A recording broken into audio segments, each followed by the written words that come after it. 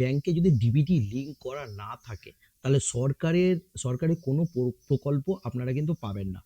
তো DBT link কিভাবে করবে, কিভাবে চেক করবেন, আজ ভিডিওটা একটু আপনারা ভালোভাবে মনোযোগ সহকারে দেখার চেষ্টা করবেন, তাহলে কিন্তু প্রসেসগুলো সবকিছু প্রসেস বুঝতে পারবে।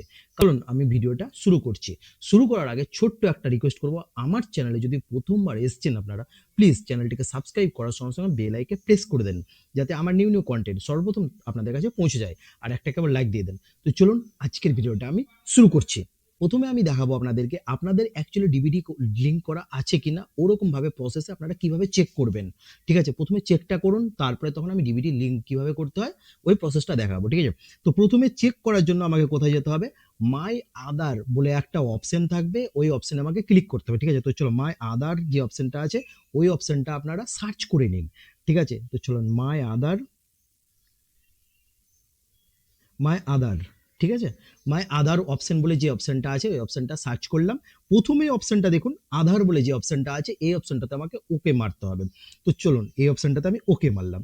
এই অপশনটাতে ওকে মারার পরে কতগুলো আবার অপশন ওপেন হয়ে যাবে, সেই অপশনগুলো আমাদেরকে চেক করতে হবে। ঠিক আছে, তো আমার অপশনটা ওপেন হয়ে গেছে। ঠিক আছে, এবার নিচের দিকে একটু চলে আসুন। নিচের দিকে আসার পরে দেখুন লেখা আছে আধার সার্ভিস যে অপশনটা দেওয়া আছে ওই অপশনটাতে আমাকে ক্লিক করতে হবে। তো চলুন এই অপশনটাতে আমি ক্লিক করলাম।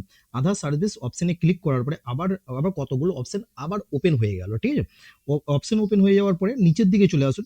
নিচের দিকে লেখা আছে আধার লিঙ্ক স্ট্যাটাস, যে অপশনটা আছে ওই অপশনটাতে আমাকে ক্লিক করতে হবে। ঠিক আছে, তো চলুন এই অপশনটাতে আমি ক্লিক করলাম। এই অপশনটাতে ক্লিক করে দেওয়ার পরে এখানে কিন্তু একটা নতুন ইন্টারফেস ওপেন হয়ে গেল। ইন ওয়েব যে অপশনটা আছে এই অপশনটাতে আমাকে ক্লিক করতে হবে। তো চলুন এই অপশনটাতে আমি ক্লিক করলাম। এখানে লেখা আছে ওয়েলকাম টু মাই আধার, এই অপশনটা যেটা আছে এখানে লগ ইন করতে বলছে। লগ ইনের শুধুমাত্র টাচ করবেন হয়ে যাবে লগ ইন করা। ঠিক আছে, তো চলুন লগ ইন আমি টাচ করলাম, এটা কিন্তু কাজটা ক্লিয়ার হয়ে গেল আমার। এবার এখানে আমাকে বলছে জায়গাটা আসার পরে দেখো এখানে দেখুন এন্টার ইওর আধার নাম্বার, এখানে আধার নাম্বারটা আমাকে বসাতে বলছে। তো চলুন আমি আধার নাম্বারটা আমি এখানে বসাবো। ঠিক আছে, তো আধার নাম্বারটা আমি বসিয়ে দিচ্ছি। আধার নাম্বারটা বসিয়ে দেওয়ার পরে এখানে ক্যাপচারটা যেটা লেখা আছে ক্যাপচারটা এখানে বসাতে হবে। আচ্ছা, লগ ইন উইথ ওটিপি আমাকে এই জায়গাটাতে ক্লিক করতে হবে, তারপরে তখন আমার ফোন নাম্বারের কাছে চলে আসবে। তো ঠিক আছে, তো চলো লগ ইন উইথ ওটিপিতে আমি ক্লিক করলাম। এটাতে ক্লিক করার পরে আমার ফোন নাম্বারের কাছে আমার ওটিপিটা চলে আসবে। ঠিক আছে, তো আমার ওটিপিটা চলে এসেছে, আমি এখানে লগ ইন করে নেবো। তো আমার লগ ইন করে নিলাম।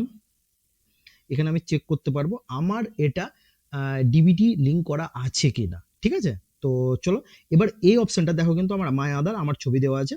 এবার এখানে আমাকে চেক করতে হবে ব্যাংক সেডিং স্ট্যাটাস যে অপশনটা দেওয়া আছে এই অপশনটাতে আমাকে ক্লিক করতে হবে। এই অপশনটাতে আমি ক্লিক করলাম। এই অপশনটাতে ক্লিক করে নেওয়ার পরে কিন্তু অলরেডি আমার কিন্তু এটা অ্যাক্টিভ আছে, মানে আমার ডিবিটি লিঙ্ক করা আছে, আমার আর এখানে কিছু দরকার নেই।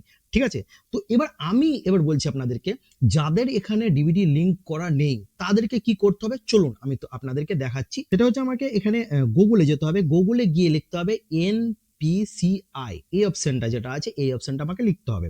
তো চলুন আমি এটা লিখে দেখাচ্ছি আপনাদেরকে। এনপিসিআই এই অপশনটা লিখলাম। এবার আমাকে এই অপশন লিখে আমাকে এখানে সার্চ করতে হবে। সার্চ করার পরে ফার্স্ট যে অপশনটা আছে এনপিসিআই ওই অপশনটাতে আমাকে ক্লিক করতে হবে।